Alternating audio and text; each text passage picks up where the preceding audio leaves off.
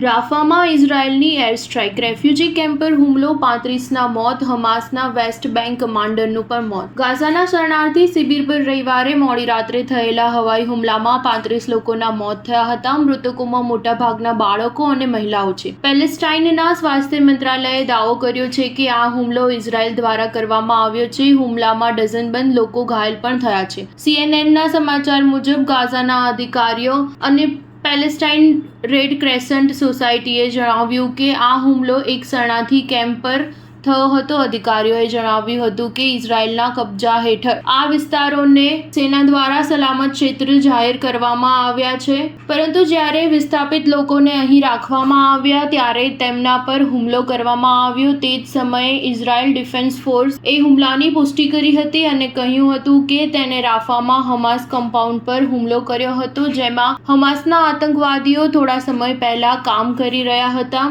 IDFએ એમ પણ કહ્યું હતું કે હુમલા બાદ લાગેલી આગથી સંખ્યાબંધ નાગરિકોને નુકસાન થયું હતું, જેની તપાસ કરવામાં આવી રહી છે. આ પહેલા શનિવારે અલ કાસિમ બ્રિગેડે ઇઝરાયેલી સેના સમક્ષ દાવો કર્યો હતો કે ગાઝામાં કેટલાય ઇઝરાયેલ સૈનિકોને બંધક બનાવવામાં આવ્યા છે. શનિવારે હમાસના અલ કામિસ બ્રિગેડના પ્રવક્તા અબુ ઉબૈદાએ રેકોર્ડેડ મેસેજ દ્વારા આ માહિતી આપી હતી. સ્ટાર ન્યૂઝ 7 હંમેશા સચ્ચાઈની સાથે.